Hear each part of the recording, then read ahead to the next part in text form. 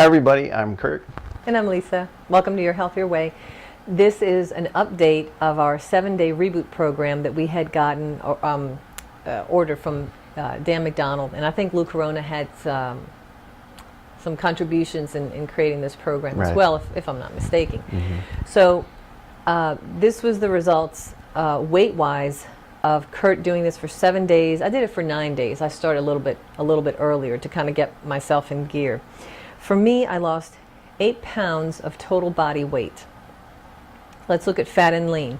I lost 5 of those pounds were fat, 3.4 were lean, and my fat percentage loss was 1.8%. Great.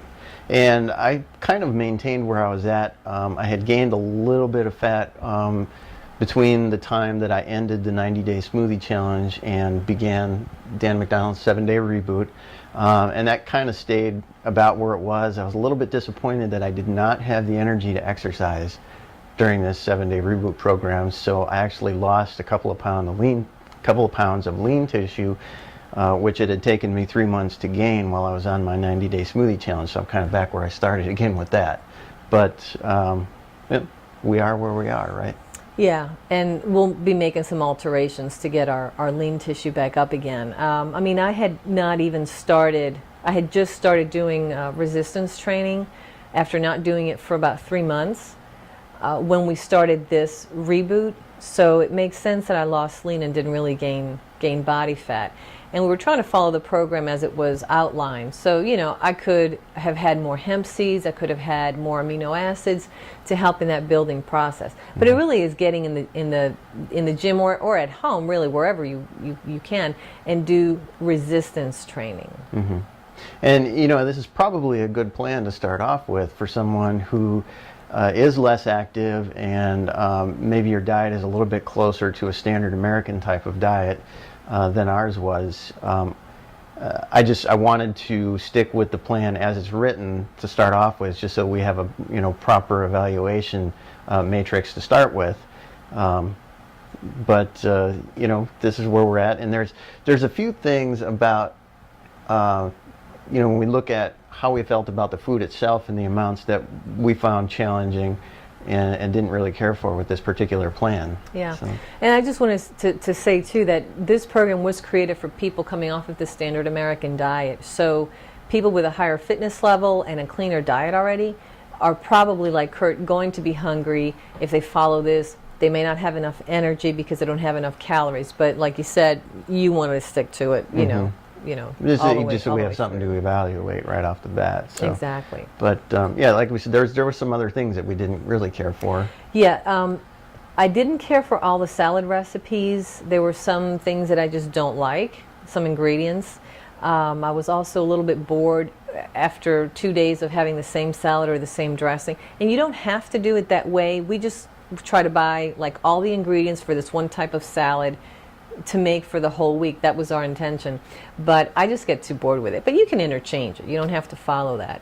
And I also absolutely hate the taste of coconut almond yogurt. I know there's so many people in the raw food community that love coconuts and love the taste, and I was really hoping that I'd love it because it's so good for you. It's a healthy fat. It's very hydrating. And making this yogurt, you can do so many different recipes with coconut meat, just even coconut flesh. You can do many different recipes. So, when I've always thought of coconuts, I thought, it's going to taste like Lifesaver candies and it's going to smell like that coconut suntan oil. And it couldn't be further from the truth. Didn't like the water, didn't like the coconut taste, didn't like the coconut texture. But that's just me. But you could always drink the suntan lotion instead. Yes, take your enzymes if you do that. I don't really mind the taste of coconut almond yogurt, and I didn't mind having the same salad, 2 days in a row or 3 days in a row, what have you.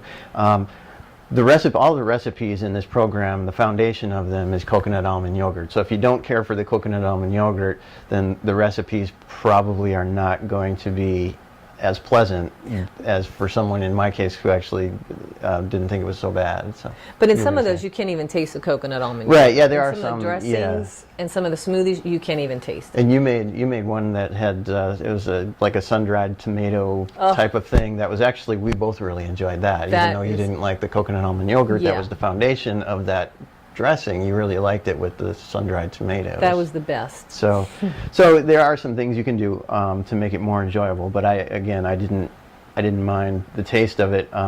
But again, I was really hungry throughout the week. By the time afternoon rolled around, I was weak and I was very tired. And I think at lunchtime I called for a smoothie, which was not enough. It was kind of too little too late by that point in time. So my afternoon was kind of shot. And then by the time you get to dinner, you have a salad, and you can have as much salad as you want. Well, by then I'm famished. So there just didn't seem to be anything left to satiate me at that point. So again, probably not the best program for somebody with a higher metabolism. Or a more active exercise program, but there were also some things about the food amounts and the recipes that we did enjoy. Yeah, and as well as the preparation of it, because I think you have to be very organized. Prior to that, in terms of amounts, yes. In terms of amounts, the amounts for me were fine. Again, there were a couple of nights that I was hungry, and I didn't stick to it hard and fast like Kurt did. I may have had some dates on a couple of nights. There was another night that I just really wanted something cooked, so I had some cooked potatoes with a little bit of butter and some steamed organic corn, but not a lot. So that's why I said I stuck to it like 99%, and that satisfied me. Okay, and like I said, even though I was tired and hungry because of what I felt was a lack of food through the earlier part of the day, I did enjoy the recipes. So that was a good thing as far as that goes. Now, when it comes to food preparation, there was a couple of things that we found that we didn't care for either with this program. Yeah, coming from a standard American diet, you get a bunch of frozen and canned foods, or maybe you make a whole chicken and then you freeze part of it and you have it for the whole week. Fresh produce goes bad within like 4 or 5 days, especially if it's organic, but we try to stick to organic. So keeping the freshness of the food is a challenge. Of course, you can also do frozen fruit, which we tend to do anyway more, especially in the wintertime. The coconuts are a pain to open. When you make the coconut almond yogurt, you have to have your seeds sprouted. So there is timing involved, because you have to sprout them for X number of hours. And every X number of hours, you have to change the water out. And then once you refrigerate them, you have to change the water X number of hours. And then when you make your coconut almond yogurt, you have to culturize it for a few hours and then put it in the fridge. But as that's going down and you're running low on it, you have to get some more nuts sprouted and get the procedure going. So you get the hang of it. But I mean, we've only been doing this a week, and we did it. A lot of planning. We did it pretty well. And then they don't give you specific amounts of measurements in all of these recipes. They do for some. So if you're someone who's not familiar with raw foods at all, it's nice to have it laid out for you right there, to the point where you get the exact measurements. Again, raw food is flexible to the point where you could add a little bit more, or add less next time, and it's not going to really ruin it. I mean, these aren't even like raw gourmet dishes. These are smoothies and salads and juices. So you're pretty safe if you're not going to have measurements. Okay, well, good. That's good to know as well. And one of the other things that we found in terms of preparation that was difficult was, it's not, well, for me anyways, I was living off of smoothies for 90 days, and so it was really easy. Even though it took some time in the evenings to get them ready, it was pretty easy. And this is obviously not as easy as doing that, because there's other things involved. There's recipes. And when you're in a program like this, or you're kind of doing the raw food thing, there are some specialized appliances that you sort of need, a juicer. You can't have a garden variety blender for most smoothies, especially making coconut almond yogurt. You need to have a blender that has a decent amount of horsepower behind it. So you got to have those specialized appliances, and we eventually found that if we prepared for a couple of days at a time, there was a little less cleaning involved, but at first anyways, we were just preparing as we went, and there was a lot of cleaning these appliances over and over again throughout the day. So that was a little bit of a pain. But when we look at some of the things we did find worked out well in terms of preparation, there are a couple of those as well. Yeah, you know what you're going to buy at the grocery store because it's detailed out in the program for you. And, you know, you make the list for that week. You're probably going to have to go maybe twice to the grocery store within 7 days as opposed to once, like I think a lot of us do when we're eating like cooked foods and standard American diets. And it's not easy when you have to go twice a week when, you know, the store is not close by and it's a massive store and you know, parking is a pain in the butt. But you adapt and you do it in the name of health. You do it in the name of health, and once you see positive changes, it's more motivation to keep going. And you know, but on the same topic, there was some good things about that because we planned, and the Reboot, Dan McDonald kind of lays out the 7-day Reboot plan and gives you some options, but you know what you need and how much of it you need pretty much when you're looking at a diet plan like this.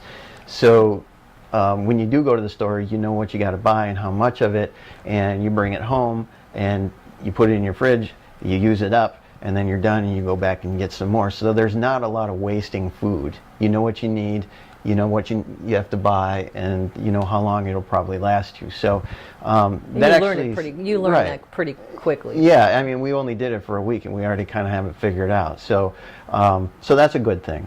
And if you're used to more of a cook-at-home type of regimen, especially if you like to cook things from scratch, this probably was not as much work as doing something like that. And again, not really wasting as much food probably either. So that was really a good thing in terms of food preparation. Now as we look forward, we're going to make a few changes. We're going to kind of stick along the general format of Dan McDonald's 7-day Reboot, but not exactly. First of all, we're going to stick with it Sunday through Friday. And rather than just do juices in the morning, I think on this program throughout the morning it's mainly juices, which is why I was getting really hungry by lunchtime. We're going to substitute one of those with whole fruit to see if that'll kind of help me maintain my energy a little bit better. And then at lunchtime there's a smoothie involved, and I figure if I need to add a second smoothie to that, I'll go ahead and allow myself that just to keep my energy level up. I want to make sure I get enough calories so that I can do the exercise program that I'm used to doing and not feel weak and tired in the afternoon and then completely famished by the time my evening meal comes around.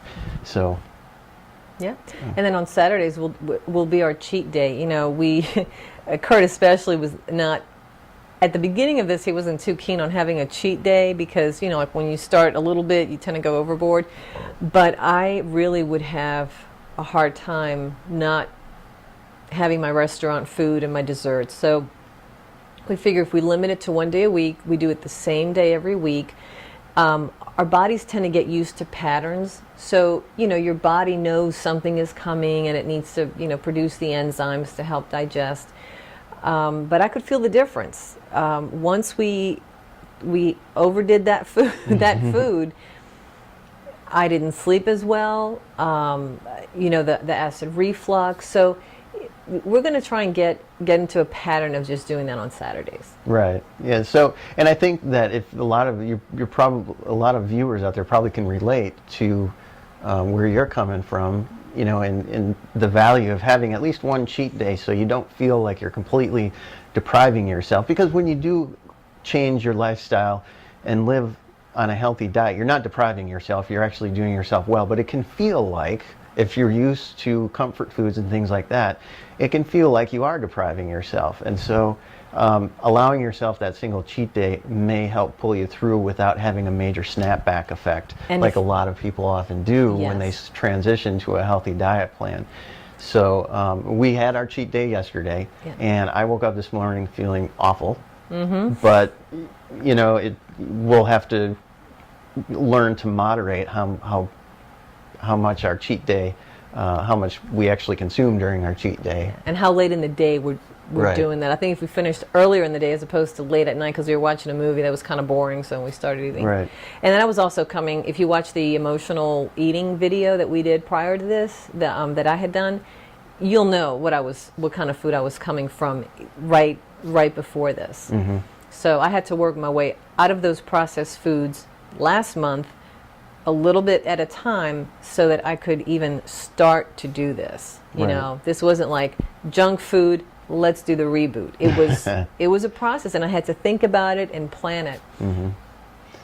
So if you want to try a 7-day reboot program like this, particularly Dan McDonald's 7-day reboot program, which you can buy off of his website, we do have a few recommendations if you want to take a look at it. Yeah, just remember, and like he says, this is for someone coming from a standard American diet. I personally say start making some gradual changes before even getting into the reboot, because you know, it might be easy for him and for people that are really hardcore and serious, or you know, maybe have a New Year's resolution and they just get excited about it and do it, and I think that's great. But I think most people would have a hard time with it. And then just plan on doing this for 7 days. You know, like people that do like a 3-day juice fast or a 1-day juice fast, just ease into it. You know, don't do anything extreme. Yeah. And if you know, if that works out for you and you want to do more, absolutely, then you know, add on to that. Do another 7 days if the first 7 days works out well. But just start with that initial 7 days and go from there. I think what happens oftentimes when some of these plans are developed by these dietary gurus that have been doing this for a very long time, and Dan McDonald is no exception. He's really good at what he does. He's very hardcore. He's very well, focused. and he's really turned his life around. He's changed his health, and he works very hard at adapting his spiritual practices, and you know, really takes all of this very seriously, and he's very good at it. It can be difficult for people in that position, especially someone like him who's been doing this for as long as he has, to remember what it's like for those of us that are just beginning and trying to turn our lives around. There's a lot of trials and tribulations when you're first attempting to release yourself from processed foods and comfort foods. And let me say, we're not even coming, like this whole raw thing isn't a new concept to us. We've come from 2 years ago from juicing. I've come from doing 80% raw food for 6 months. Then last year we started our video blog where we did 30 days raw. So we have, and this is all like, you know, I read about and I study about. So we have an extensive, you know, bit of knowledge and quite a bit of experience already going into this. So for someone who's totally clueless about this, it's a real challenge. And I'll say from our own experience, because we are still a lot newer at this than most of the diet gurus out there, is practice. Practice, practice, practice. If you try it sometime and it doesn't work out for you, congratulate yourself for what you did accomplish, and then regroup and try again when you're ready. The first time I tried to change my diet, I wasn't necessarily successful. But I practiced and I tried it again, and it worked. And I took little steps, you know, until eventually I got to a point where a year ago I did a 30-day raw vegan only program. And it took some time to work up to that, but I did it. And then I did a 90-day smoothie only program. But I wouldn't have been able to do those kinds of things if I hadn't tried some other things first. So you got to practice at it. And so that's kind of where we're coming from. And I think oftentimes, again, some of these folks have been doing it for a really long time can forget how difficult it is to do those things. But practice, practice, practice. So thanks for watching Your Health Your Way, and join us again next time. Bye-bye. Bye now.